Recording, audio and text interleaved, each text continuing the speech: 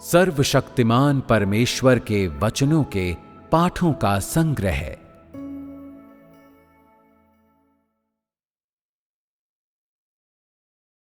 संपूर्ण ब्रह्मांड के लिए परमेश्वर के कथन। 13वां कथन।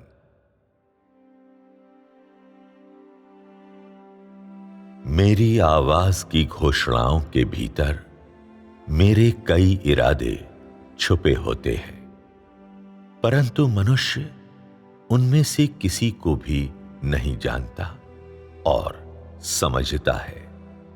और मेरे हृदय को जानने या मेरे वचनों के भीतर मेरी इच्छा का सहज ज्ञान करने में समर्थ हुए बिना बाहर ही बाहर मेरे वचनों को ग्रहण करता रहता है और बाहर ही बाहर उनका अनुसरण करता रहता है। यहां तक कि यदि मैंने अपने वचनों को स्पष्ट कर दिया है, तब भी क्या कोई समझा है? सियोन से मैं मानव जाति में आया, क्योंकि मैंने एक साधारण मनुष्य की मानवता को पहना है और अपने आप को मनुष्य की त्वचा से आच्छादित किया है। इसलिए मनुष्य को मेरा प्रकटन केवल बाहर से ही पता चला है, किंतु वे उस जीवन को नहीं जानते हैं जो मेरे भीतर है, न ही वे पवित्र आत्मा के परमेश्वर को पहचानते हैं और केवल देह वाले के मनुष्य को जानते हैं। क्या ऐसा हो सकता है कि वास्तविक परमेश्वर स्वयं तुम लोगों के उसे जानने के प्रयास के अयोग्य है? क्या ऐसा हो सकता है कि वास्तविक परमेश्वर स्वयं तुम लोगों के उसका विश्लेषण करने के प्रयास के अयोग्य है? मैं संपूर्ण मानव जाति की भ्रष्टता से घृणा करता हूं, परंतु मैं उनकी कमजोरी पर दया महसूस करता हूं। मैं भी संपूर्ण मानव जाति की पुरानी प्रकृति से साथ भी व्यवहार कर रहा हूं। चीन में मेरे लोगों में से एक के रूप में क्या तुम लोग भी मानव जाति का एक हिस्सा नहीं हो? मेरे सभी लोगों में से और सभी पुत्रों में से, अर्थात उन लोगों में से जिन्हें मैंने संपूर्ण मानव जाति में से चुना है, तुम लोग निम्नतम समूह से संबंध रखते हो। इस कारण से मैंने तुम लोगों पर सबसे अधिक ऊर्जा, सबसे अधिक प्रयास व्यय किए हैं। आज तुम लोग उस धन्य जीवन को मन में नहीं संजोते हो जिसका तुम आज आनंद लेते हो। क्या तुम लोग अभी भी अपने हृदयों को मेरे विरुद्ध विद्रोह करने के लिए दृढ़ बना रहे हो और अपने ही मंसूबों पर आक्रमण नहीं कर रहे हो? यदि ऐसा नहीं होता कि मैं तुम लोगों पर अभी भी प्रेम और दया करता, तो संपूर्ण मानव जाति काफी समय पहले शैतान की कैद में चली गई होती और उसके मुंह से रुचिर निवाला बन गई होती। आज मानव जाति के बीच जो मेरे लिए असली में अपने आप को व्यय करते हैं और जो असली में मुझसे प्रेम करते हैं, वे अभी भी पर्याप्त दुर्लभ हैं कि एक हाथ की अंगुलियों पर गिने जाए। क्या ऐसा हो सकता है कि आज मेरे लोग का शीर्षक पहले से ही तुम लोगों की निजी संपत्ति बन चुका है? क्या तुम्हारा विवेक बर्फ के समान ठंडा नहीं हो गया है? क्या तुम सच में उस तरह के लोग बनने के योग्य हो जिनकी मैं अपेक्षा करता हूं? अतीत के बारे में विचार करते हुए और फिर आज को देखने पर तुम में से किसने मेरे हृदय को संतुष्ट किया है? तुम में से किसने मेरे इरादों के लिए असली चिंता दर्शाई है? यदि मैंने तुम लोगों को प्रेरित नहीं किया होता तो तुम अभी भी जागृत नहीं होते, बल्कि ऐसे रहे होते मानो जमे होने की अवस्था में हो और फिर से मानो शीत निद्रा में हो। क्रुद्ध लहरों के बीच मनुष्य मेरे कोप को देखता है। काले बादलों के उलटते पलटते घालमेल में मनुष्य अपनी बुद्धि में भयभीत हो जाता है और नहीं जानता है कि कहां भागे। मानो कि भयभीत हो कि गर्जना और बारिश उन्हें बहा ले जाएगी। फिर घूमते हुए बर्फीले तूफान के गुजर जाने के बाद उनकी मनोदशा सहज और सरल हो जाती है जब वे प्रकृति के रमणीय दृश्य का आनंद लेते हैं।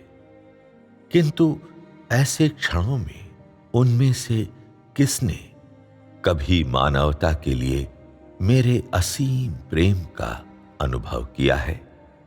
उनके हृदयों में केवल मेरा स्वरूप है, किंतु मेरी आत्मा का सार नहीं है। क्या ऐसा हो सकता है कि मनुष्य खुले आम मेरी अवहेलना नहीं कर रहा है? जब तूफान थम जाता है तो सभी मानव ऐसे हो जाते हैं मानो नए सिरे से बनाए गए हों, मानो क्लेश के माध्यम से शुद्धिकरण का पालन करके उन्होंने प्रकाश और जीवन को पुनः प्राप्त किया हो। क्या तुम लोगों के पास भी मेरे द्वारा दिए गए आघातों को सहने के बाद आने के लिए आज एक सौभाग्य नहीं है? किंतु जब आज चला जाएगा और कल आएगा तो क्या तुम लोग उस शुद्धता को बनाए रखने में समर्थ होगे जो मूसलाधार बारिश के बाद आएगा? क्या तुम लोग उस समर्पण को बनाए रखने में समर्थ होगे जो तुम लोगों के शुद्धिकरण के बाद आएगा? क्या तुम लोग आज की आज्ञाकारिता को बनाए रखने में समर्थ होगे? क्या तुम्हारा समर्पण अडिग और अपरिवर्तनीय रह सकता है? निश्चय ही यह ऐसी मांग नहीं है जो मनुष्य के द्वारा पूरा करने की क्षमता से परे हो। दिन प्रतिदिन मैं मनुष्यों के साथ रहता हूं और मनुष्यों के साथ साथ कार्य करता हूं मानव जाति के बीच, किंतु किसी ने इस बात पर कभी भी गौर नहीं किया है। यदि मेरे आत्मा द्वारा मार्गदर्शन के लिए नहीं होता तो संपूर्ण मानव जाति में कौन वर्तमान युग में अभी भी अस्तित्व में रहा होता? क्या ऐसा हो सकता है कि जब मैं मनुष्यों के साथ साथ रहता और कार्य करता हूं तो मैं अतिशयोक्ति कर रहा हूं? अतीत में मैंने कहा था, मैंने मानव जाति को बनाया है और संपूर्ण मानव जाति का मार्गदर्शन किया है और संपूर्ण मानव जाति को आज्ञा दी है। क्या यह वास्तव में ऐसा नहीं था? क्या संभवतः ऐसा हो सकता है कि इन चीजों का तुम लोगों का अनुभव अपर्याप्त है? मात्र सेवा करने वाला वाक्यांश व्याख्या करने के लिए तुम लोगों के लिए एक जीवन काल के प्रयास व्यय करने के लिए पर्याप्त होना चाहिए। वास्तविक अनुभव के बिना कोई मानव कभी भी मुझे नहीं जान पाएगा। मेरे वचनों के माध्यम से मुझे जानने में कभी भी समर्थ नहीं हो सकेगा। किंतु आज मैं व्यक्तिगत रूप से तुम लोगों के बीच आया हूं। क्या यह मुझे जानना तुम्हारे लिए सुगम नहीं बनाएगा? क्या ऐसा हो सकता है कि मेरा देह धारण तुम्हारे लिए उद्धार भी नहीं है? यदि मैं अपने स्वयं के व्यक्तित्व में मानव जाति में नहीं उतरा होता तो संपूर्ण मानव जाति बहुत समय पूर्व धारणाओं के साथ से रिस गई होती, जिसका अर्थ है कि शैतान की संपत्ति बन गई होती। क्योंकि जो कुछ तुम विश्वास करते हो वह सिर्फ शैतान की छवि है और परमेश्वर स्वयं से उसका कुछ लेना देना नहीं है। क्या यह मेरे द्वारा उद्धार नहीं है? जब शैतान मेरे सामने आता है तो मैं इसकी जंगली क्रूरता से पीछे नहीं हटता हूं, न ही मैं इसकी भयानकता से भयभीत होता हूं। मैं सिर्फ उसकी उपेक्षा करता हूं। जब शैतान मुझे प्रलोभित करता है तो मैं उसकी चालबाजी की वास्तविक प्रकृति का पता लगा लेता हूं। उसे शर्म और अपमान में भगाने का कारण बनता हूं। जब शैतान मुझसे लड़ता है और मेरे चुने हुए लोगों को हथियाने का प्रयास करता है, मैं अपनी देह में इसके लिए पूरा प्रयास लगा देता हूं और अपनी देह में मैं अपने लोगों को बनाए रखता और उनकी चरवाही करता हूं ताकि वे आसानी से गिर या खो न जाएं और मार्ग में प्रत्येक कदम पर उनकी अगुवाई करता हूं। जब शैतान हार कर निवृत्त हो जाता है तो मैं अपने लोगों में महिमा को प्राप्त कर चुका हूंगा और मेरे लोगों के पास मेरे प्रति उज्जवल और मजबूत गवाही होगी। इसलिए मैं प्रबंधन की अपनी योजना में विषमताओं को लूंगा और उन्हें हमेशा के लिए अथाह गड्ढे में डाल दूंगा। यही मेरी योजना है, यही मेरा कार्य है। तुम लोगों के जीवन में ऐसा दिन आ सकता है जब तुम इस प्रकार की परिस्थिति का सामना करोगे। क्या तुम स्वेच्छा से स्वयं को शैतान के बंधन में पड़ने दोगे या तुम मुझे तुम्हें प्राप्त करने दोगे? यह तुम्हारा स्वयं का भाग्य है और तुम्हें इस पर सावधानी पूर्वक विचार अवश्य करना चाहिए। राज्य में जीवन लोगों और परमेश्वर स्वयं का जीवन है। संपूर्ण मानव जाति मेरी देखभाल और सुरक्षा के अंदर रहती है और सभी बड़े लाल अजगर के साथ मृत्यु तक युद्ध में संलग्न है। इस अंतिम युद्ध को जीतने के लिए उस बड़े लाल अजगर को समाप्त करने के लिए सभी लोगों को मेरे राज्य में अपने संपूर्ण अस्तित्व को मुझे समर्पित कर देना चाहिए। जब मैं राज्य कहता हूं तो मेरा तात्पर्य उस जीवन से है जो प्रत्यक्षतः दिव्यता के तत्वावधान में जिया जाता है, जिसमें संपूर्ण मानव जाति प्रत्यक्षतः मेरे द्वारा चरवाही की जाती है, प्रत्यक्षतः मेरे द्वारा प्रशिक्षित की जाती है, ताकि संपूर्ण मानव जाति के जीवन यद्यपि अभी भी पृथ्वी पर हैं, ऐसे हों जैसे कि स्वर्ग में है। तीसरे स्वर्ग में जीवन का एक सच्चा मूर्त रूप। यद्यपि मैं अपनी देह में हूं, फिर भी मैं शरीर की सीमाओं में पीड़ित नहीं हूं। मैं कितनी बार मनुष्यों के बीच उनकी प्रार्थनाओं को सुनने के लिए आया हूं और कितनी बार मैंने उनके बीच चलते फिरते हुए उनकी प्रशंसाओं का आनंद लिया है। भले ही मानव जाति मेरे अस्तित्व के बारे में कभी भी अवगत नहीं रही है, मैं तब भी इस तरह से अपने कार्य को करता जाता हूं।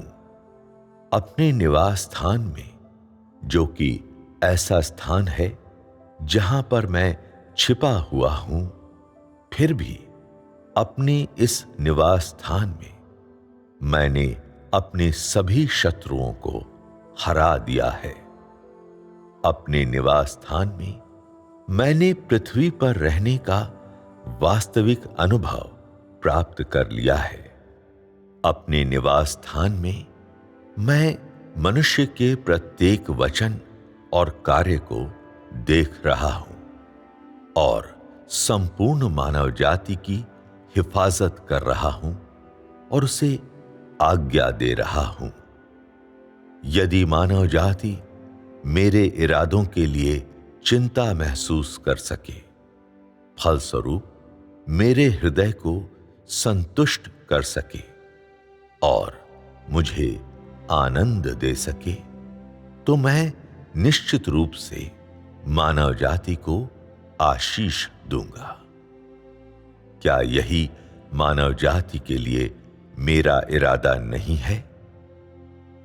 चूंकि मानव जाति निष्क्रिय पड़ी है, इसलिए यह मेरी बिजली के गरजने के माध्यम से है कि मानव जाति को उसके स्वप्नों से जगाया जाता है, और जब वे अपनी आंखें खोलते हैं, कई लोगों की आंखें इन ठंडी चमक के विस्फोटों से इस स्थिति तक घायल हो जाती हैं कि वे अपने दिशा के बोध को खो देते हैं और नहीं जानते कि वे कहां से आए हैं, कहां जा रहे हैं।